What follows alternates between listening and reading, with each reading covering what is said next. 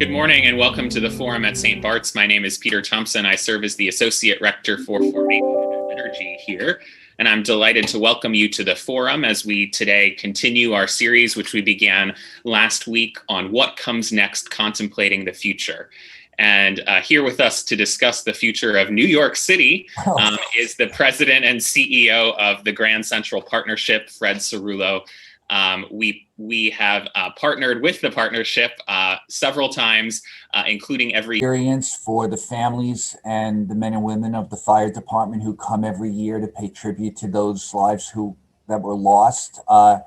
And you just do an amazing job, not only for our community, and we're so happy to know that you're in the Grand Central Partnership bid district, but for the entire city and what you mean, because we know so much of the congregation comes from all over to experience St. Bart's. So we're really happy to be a part of the St. Bart's family, and I'm real happy to be here with all of you and everyone who's watching and listening in this morning.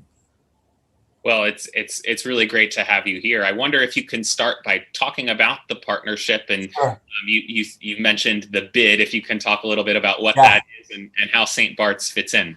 Sure. I know it's an inside baseball term for those. So the bid, I'm guessing New Yorkers have a sense of what a business improvement district is, but it's a public-private partnership between both the government, the private sector, and the not-for-profit community. And so we are the not-for-profit that is charged with getting up every day and going to bed every day thinking of nothing else but a particular geography, in this case, the Grand Central Partnership geography, which runs from 35th Street on the southern end to 54th Street on the northern end, and from 2nd Avenue to 5th Avenue.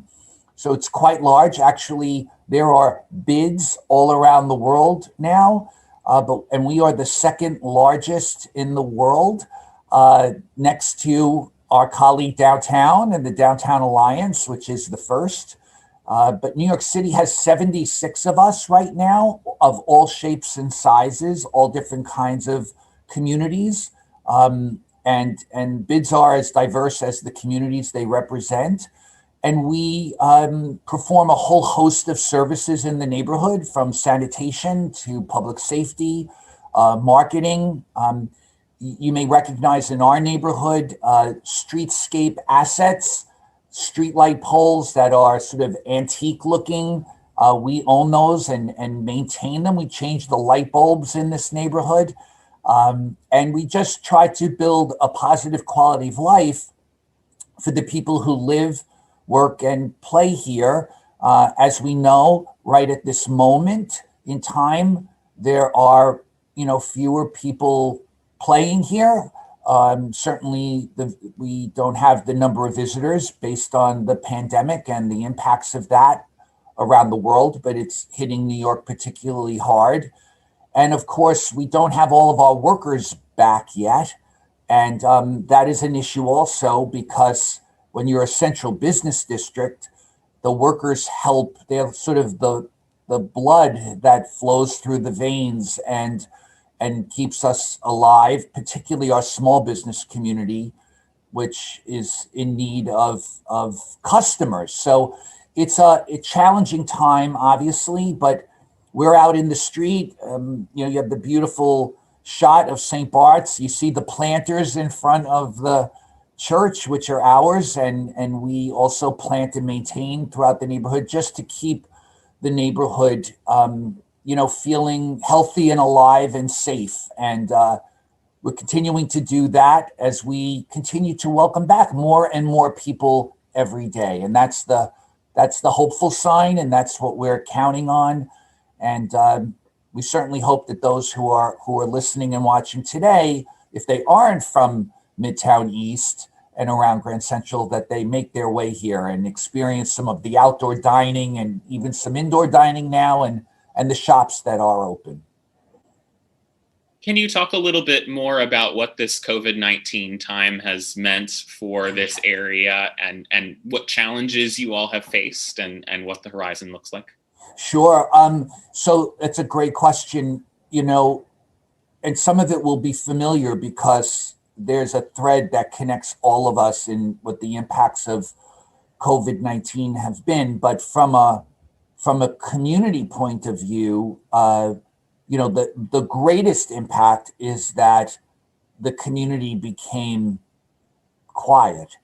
And that's probably the easiest word and softest word to use. But when you are Midtown East in Manhattan, which is a 24/7 alive neighborhood, and you go to zero, there's quite a sort of a jolting impact on that. And as everybody knows, and the idea that, a neighborhood with 900 storefront businesses and, you know, 20 global headquarters, never mind the tens of thousands of workers, close to 1 million people coming into Grand Central. I think that's the most obvious when you see an empty Grand Central. I think so. COVID had sort of had us come face to face with, I think, obviously the concern and the fear of not knowing the how and the who and the when. But it also kind of put us all on notice about, how potentially vulnerable we all are. And, but it also made us realize how important our people are, right? And that neighborhoods thrive with the life of the people in them. And so we had to adjust. And that was sort of the beginning.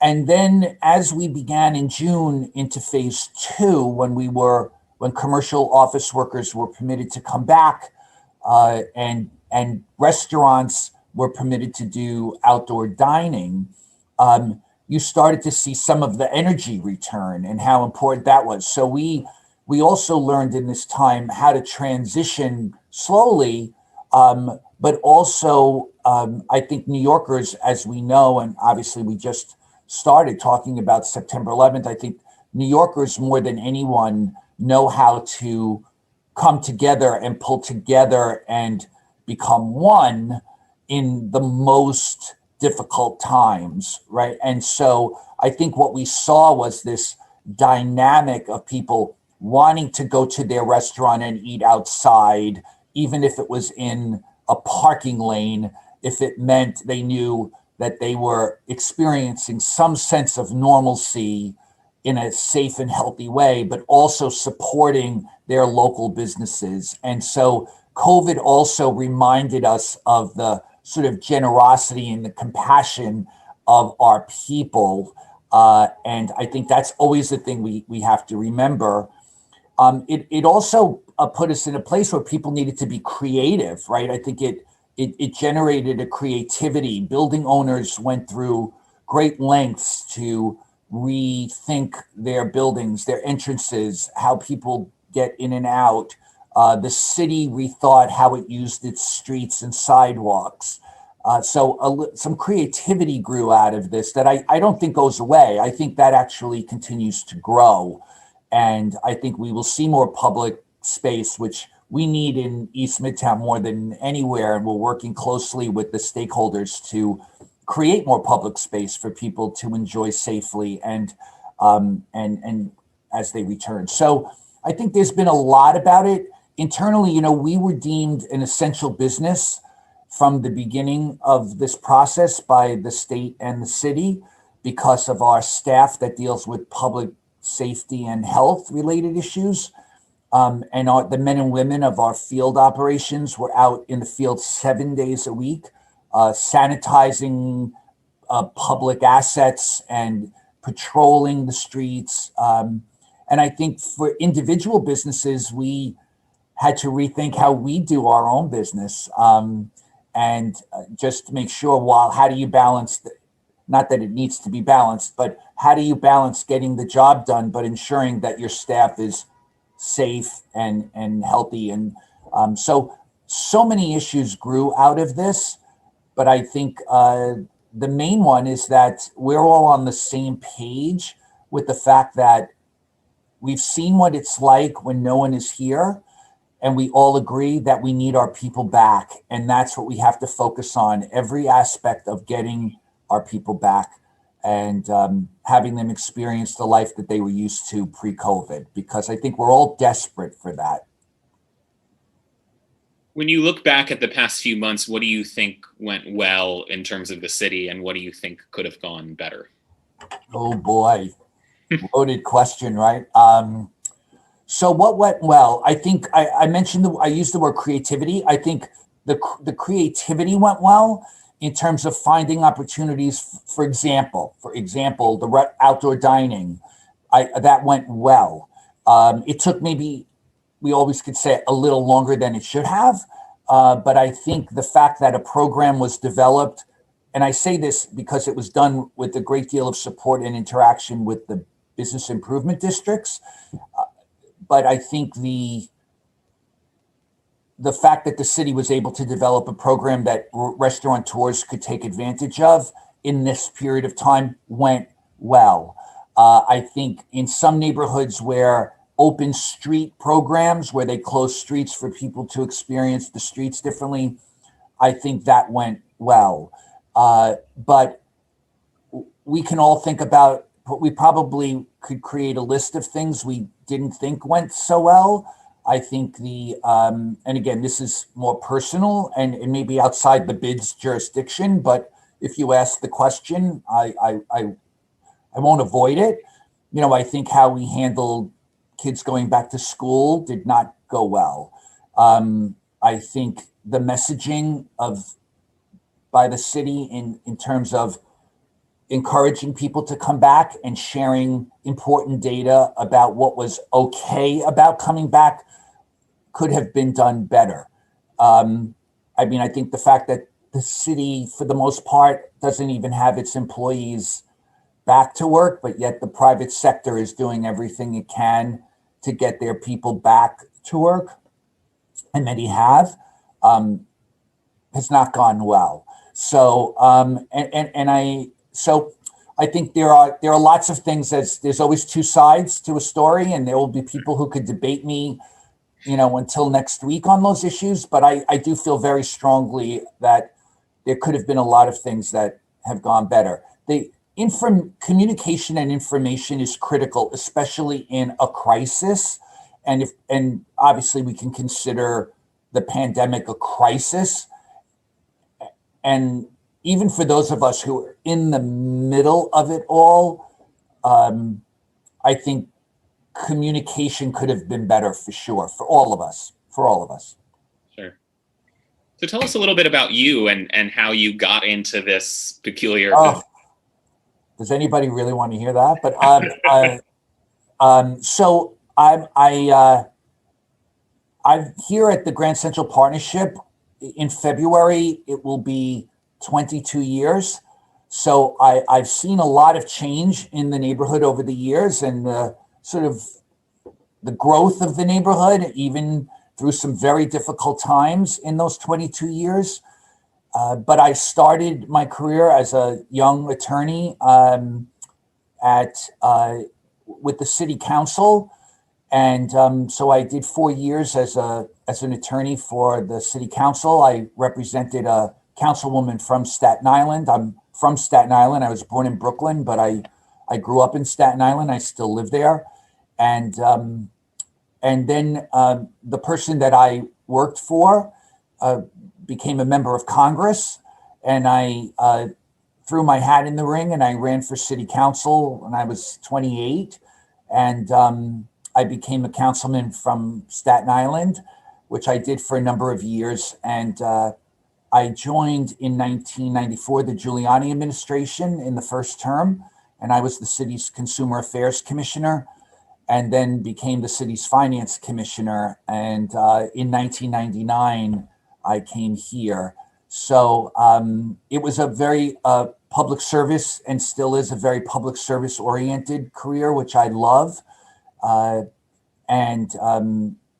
Government and politics, I guess it's sort of it's like a bug. If you get it, you have it in you forever. But I think the business improvement district world has been a way for me to merge the private sector interests with the public sector interests and the not-for-profit world. And I love it still to this day. I mean, as I said, it'll be 22 years in the new year, and every day is somewhat different, and there's always a new situation, especially when you represent the world central business district. Nothing is ever boring. Sometimes you wish for a little boring, but you don't get it. But I'm not complaining about that because, we're in a time right now where, we're looking at the future, and the future of East Midtown is bright and hopeful. We have, we have new development coming, people rethinking the neighborhood every day. As I said earlier, we're focused on new public space that this community has not had. It's just been a grid like of streets, and we're creating new public space for people to enjoy. As you well know, there's a major project going on along Park Avenue that Metro North is undertaking to rebuild the train shed, which is a critical project for Metro North. And that will result in a sort of a reimagination of the Park Avenue malls, which will be extremely exciting because it will enable Park Avenue to have a continuous iconic look, probably one of the most iconic corridors in the world, right? But at the same time, perhaps create space that is both beautified but engaging. And we are very active in that work. And hopefully there'll be more to report as the project continues and we get, greater support and more definition about what that could be. So there's a lot going on that changes the day each day. And I just feel very fortunate to be here and that the stakeholders still enjoy that I'm here.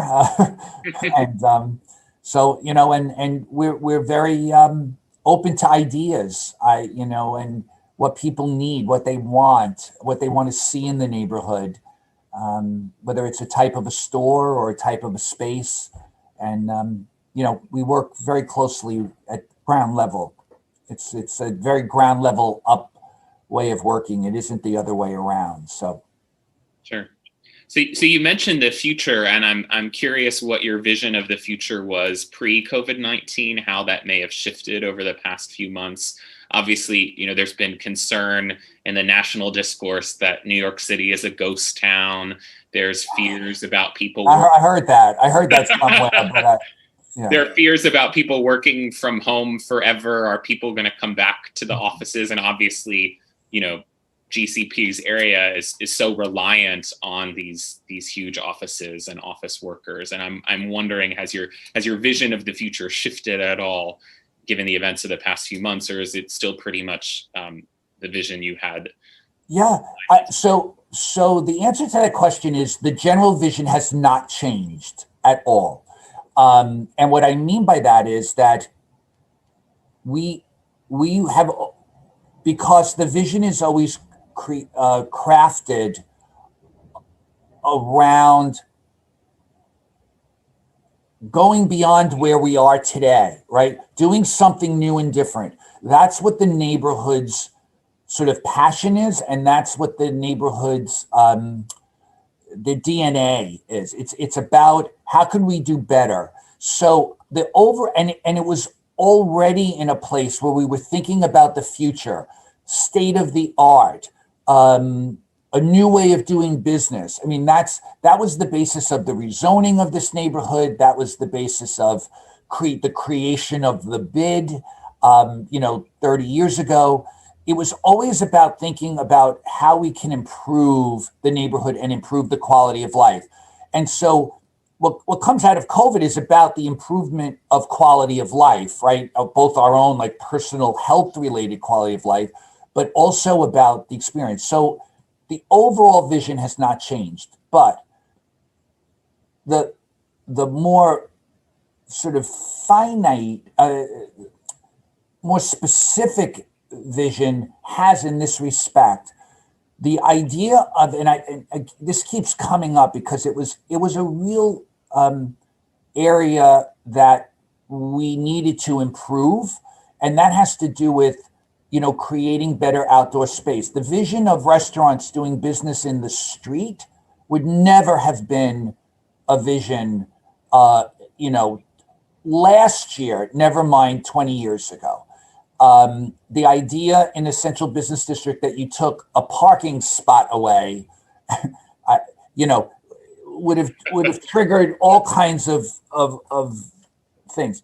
So now the vision is about how do we take that space. Some people, all the restaurateurs are taking great pride in their spaces, but there's room for improvement there too. How do we create a long-term infrastructure where businesses are potentially doing business outside? And this is going to be an issue that comes out for retail too in this time. Lots of talk about how do we assist retailers that aren't restaurants in their survival, right? And so I think the new thought process and new vision is, how does the public realm get tied into our day-to-day lives? It isn't just a place you get your coffee and you go and sit or make a call on a break. The public realm is now going to be part of our everyday, where we're very aware of our public realm. We're not just walking past it or through it. So I think there's a change in the vision of what our public realm needs and how do we do that? And in this neighborhood, I'm actually thrilled about that, because this is a neighborhood that was desperate for public realm. We started it, but it was all about the sidewalks. It wasn't about expanding beyond the sidewalks because that wasn't well embraced. But today there is an overwhelming understanding that we need more space. So whether it's sidewalk expansions or the closure of a street, or what's now called shared streets, where you have tables and chairs on a side, but a car can still go down, this sort of European style of everyone sharing the street. I think that's a new vision. Not that the seeds hadn't been planted, but this sort of jolted us into having to come up with some creative ways. But I will say this about people not coming back. I have no doubt people will come back. There will definitely be different models of doing business that will become part of our life. It's like this, what we're doing right now. This isn't going to go away, but in-office meetings at some point will come back, but this will always be an option for people who either can't be at a meeting anymore, or they won't get there in time, or they travel more. And so I think we will have a new model, but the most successful businesses come from where people are interacting together, whether that's education, whether it's business, whether it's just your families getting together for the holiday. We've all experienced what a Zoom hot birthday is like in the last 6 months, but there's really nothing like you sitting together in the living room or the backyard and seeing the cake all from the same point of view. And that's the same in the workplace. And I know a lot of people are ready to come back. So I think, yes, there'll be a change in the model. There'll be options available, but people will be back. And I think you'll see a more effective workplace and work product when people are interacting with each other again at the water cooler, talking about, Dancing with the Stars the other night. So I think we're missing all of that.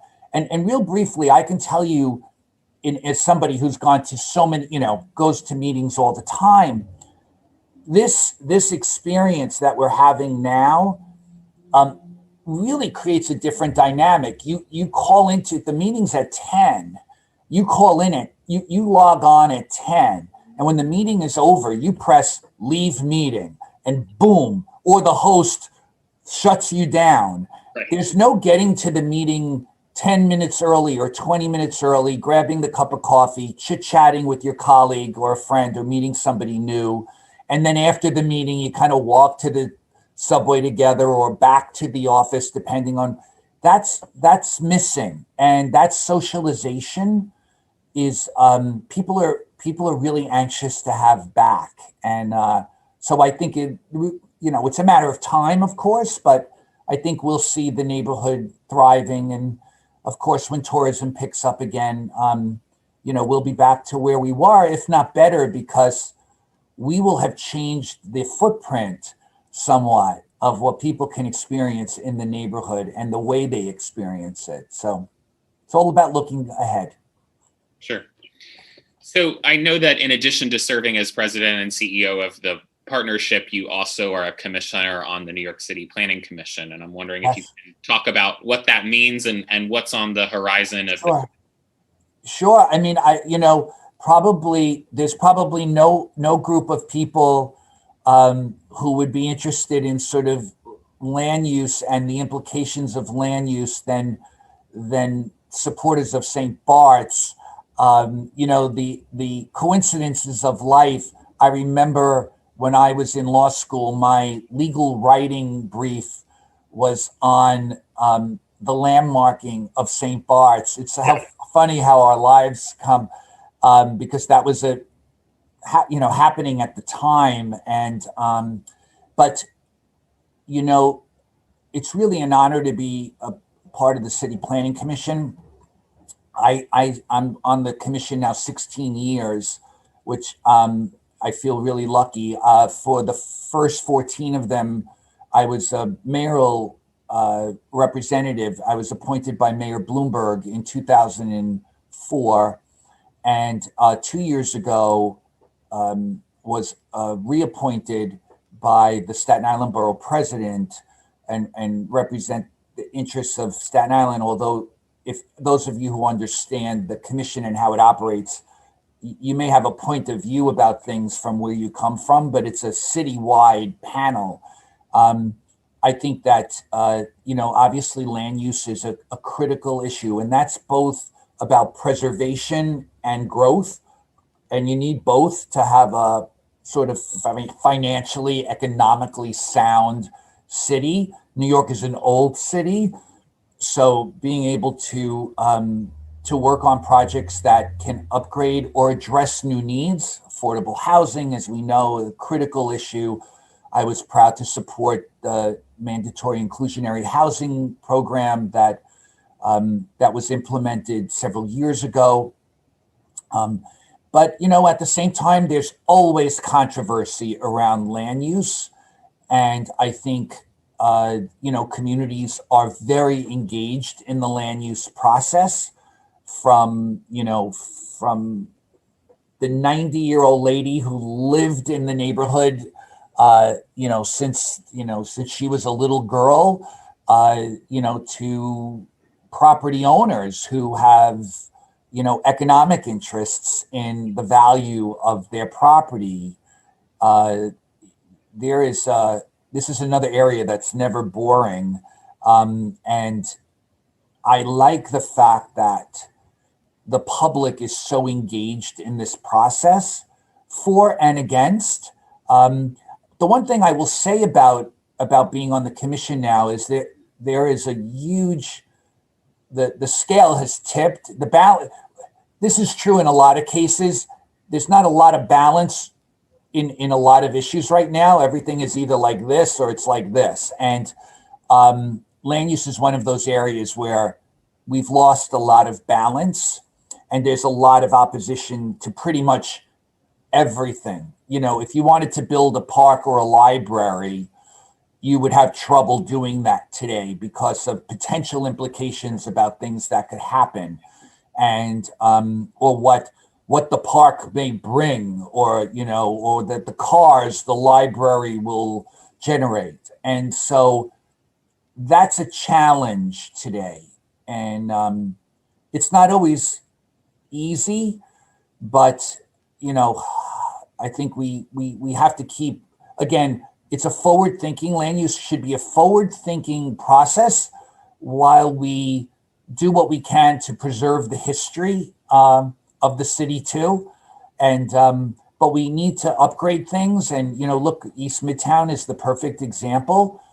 When the rezoning, which went through a variety of lives before it actually occurred, the data was very clear that when you have more than half of the building stock in the world central business district 75 years old or older, and you're in the 21st century, something has to be done. And that doesn't mean you come and you destroy St. Bart's, but what it means is that, we need to compete. We don't want people going elsewhere. We want to remain and retain the status and the jobs and help support the economy the way we do. But, our residents are as important as our office workers. And while the core of this district is still quite commercial, the growth of the residential community around us, and now even with mixed use development growing, it's exciting to see new people move into the neighborhood, which again, when you talk about the vision of the neighborhood, 20 years ago, you wouldn't be planning in this bid for the residents who are going to be here walking their kids and their dogs on Saturday and Sunday. And now we have to consider, we have programming right now because of COVID, not so much. But normally we have weekend concerts in the plaza because people are here who live here now and enjoy Midtown East in a way they didn't 30 years ago. Unless you were in Tudor City or Murray Hill or Kips Bay, but you weren't in the center. It became, everything 5 o'clock. It was a 9 to 5. You went into the terminal, you got on the train, you came out of the terminal, you went in your office, and that was the neighborhood. And now that's not the case normally. Right now, obviously, we're dealing with the implications. But again, I think the future will be very different for us, and hopefully in short term. So if those of you who are watching have questions for Mr. Cerullo, I encourage you to write them into the live chat on YouTube, the comments on Facebook, or you can also email me, pthompson@stbarts.org, pthompson@stbarts.org. We do have a few questions already. One of them is curious about the geographic boundaries of the bid, and if you can talk about why they are what they are, and why is, for example, First Avenue not included? Why don't we go all the way to the river? That type of thing. It's a great question, and this is going to sound like a typical answer. No, the drafters of the boundaries, which again go back to somewhere between 1985 and 1988, so it predates my arrival. It was just by nature of its name, a bid was a business improvement district, and I gave you, when I mentioned 35th to 54th, 2nd to 5th, that's a very clean line. The boundaries are technically very irregular at the edges. And that was really to carve out residential buildings. And so First Avenue has a little more residential than the center of it. But I couldn't tell you why, except that generally speaking, in those days, it was to get to the core of the commercial buildings, because those were the owners who were going to be assessed and would be funding the operation of the bid. The reality is today, when you create a bid, you're not looking at that kind of a scheme anymore. You're just creating a rational geography. I wish, and some of the bids who sort of border each other, some of us were like puzzle pieces in some areas, and then there were big gaping holes in others.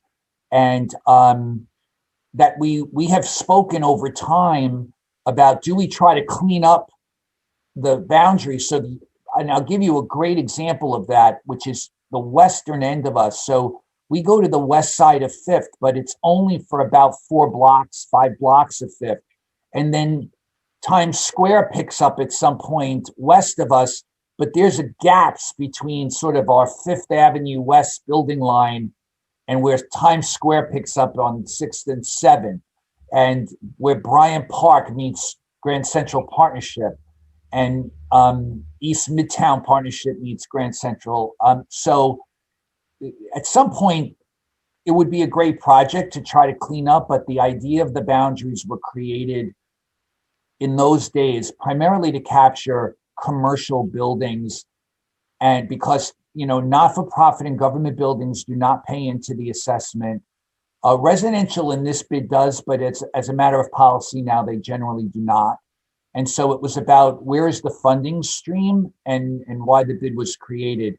But again, over the years, the bid's vision and mission has been now about everybody. It isn't just about business anymore. So it's a good question, though, because we rack our brains with the boundaries very often ourselves. Sure.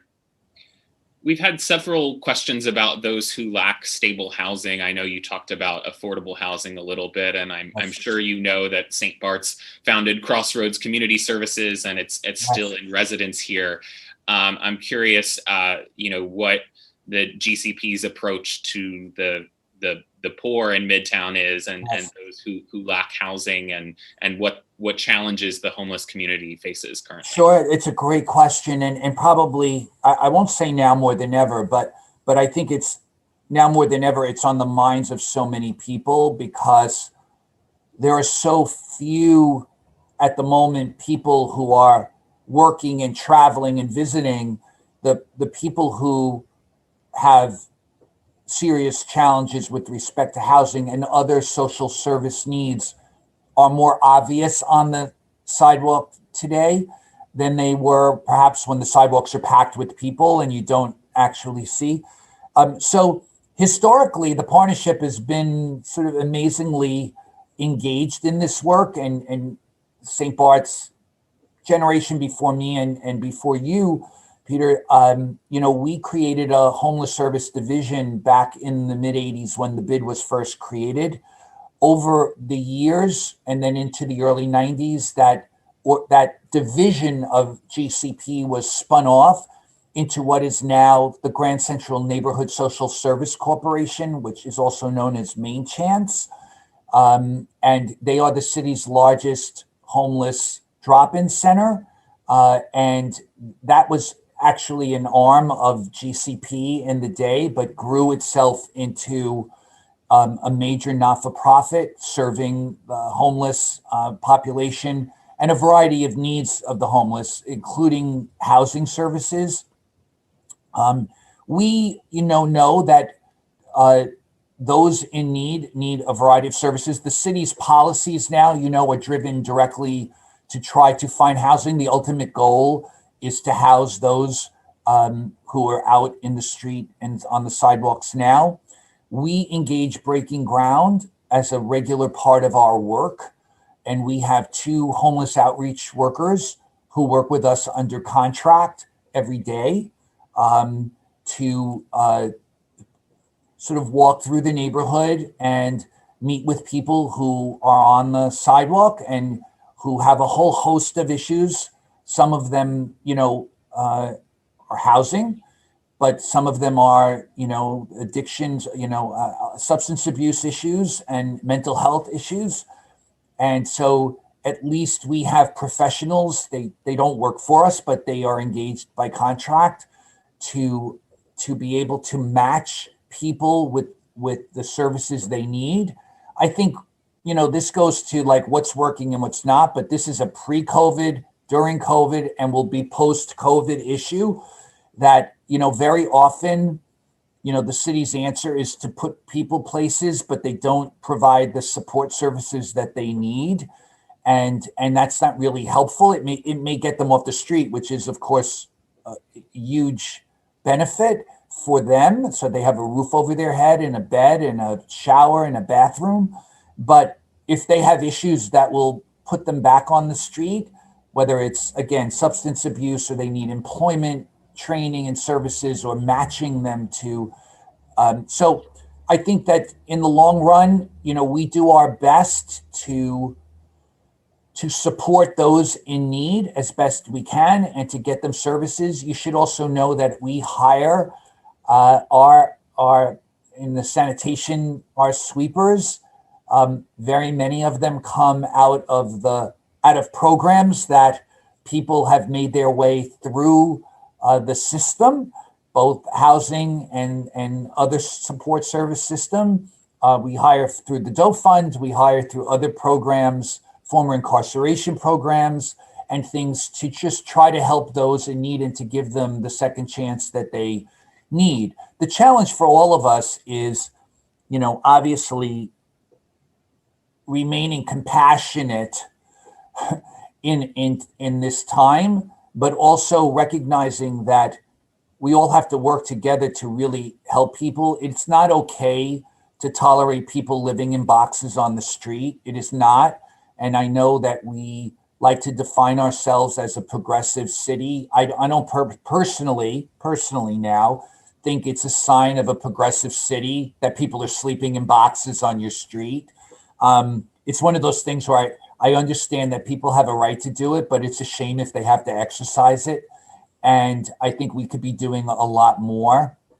And we see the debate that goes on in neighborhoods. Look what's happening about moving people, in and out of hotels. But at the same time, communities have to do their share. I have colleagues who represent bids in the western section of, Midtown West to the west, Times Square, 34th Street, Garment Center, even into Hudson Yards, that are bearing a lot of the burden of people being placed in housing that have not just housing needs, but other important needs, social service needs, and they're not getting those things dealt with. So I think this is really a community-based issue that should be, bringing communities together and not dividing them. And, we do our best to help those that come and go in and out of the Grand Central neighborhood, while, providing whatever quality of life improvements we can for them through the services that are available through programs like St. Bart's and food kitchens and Breaking Ground and the Grand Central neighborhood. And so, we work closely. We meet with the homeless services of the city and talk to them about those issues. And the bids do too. The bids collectively work together all the time on trying to find solutions to problems that impact all our neighborhoods. Great. So one person asks about the future of these big commercial office buildings, like One Vanderbilt, 425 Park, et cetera. Do you think they're becoming dinosaurs? Is a new model going to take their place, or does the future include them as well? Well, I believe the future includes them as well, for sure. If I didn't, I shouldn't be sitting in this seat. And I mean that like sincerely. If I didn't, I think you would need to, my board would need to find somebody who did, because this is the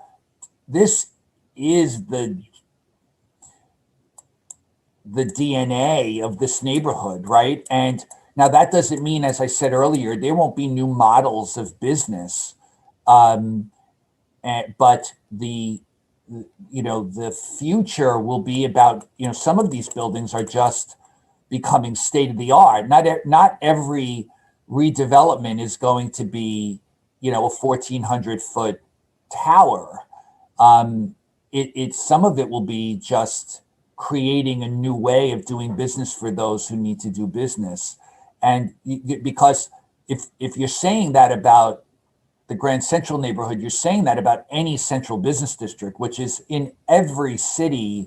I mean, New York is a little different because we have 50 central business districts, although we're the world's central business district, just for the record. But the reality is that would be the same in any major city. And without this, the job creation, without the architecture, and without the opportunity for people, not everybody wants to be home. People don't want to work in their living rooms every day. They want to be away from even their own loved ones that they adore. people are going to want to come back, and we're going to need this space, and we're ready for them. And I will say this, what I'm hearing from my stakeholders, we read a lot. There's still a lot of activity happening in this neighborhood. And from what I've heard from some of the leasing activity, while it may be quiet, in some of the deals that are being done here. And I'll tell you quickly why, because I know the clock is ticking. We are the most super connected neighborhood to public transit. And people want to limit their commutes these days. So they want to take one train. When East Side Access comes into Grand Central, you'll have Long Island, you'll have Metro North in the suburbs, you'll have the entire subway system all connecting to Midtown East. So you will be closest to work from home in this neighborhood. That's always going to be in demand. So we do unfortunately have to stop. I wonder if quickly you can just share what can St. Bart's parishioners do to be helpful to you all in your work? Well, I'll say this. Come to the neighborhood, shop in our stores, buy a coffee, buy a pair of shoes, eat in our outdoor dining, eat in our indoor dining, help support the small business community. And if you're a parishioner of St. Bart's and you have an office in this neighborhood, come back to work because we're ready for you. Wear your mask, of course, and socially distance, but come back and just keep doing the great work you're doing because we love having you and we love being a partner with you on all the great things you're doing. So thank you, St. Bart's, and to all the parishioners. Well, thank you, Fred, for taking the time to be with us this morning. Thank you for all that you do for our neighborhood, and we look forward to working with you very soon. Thank you so much for having me. Take care. Bye-bye. Bye, everybody.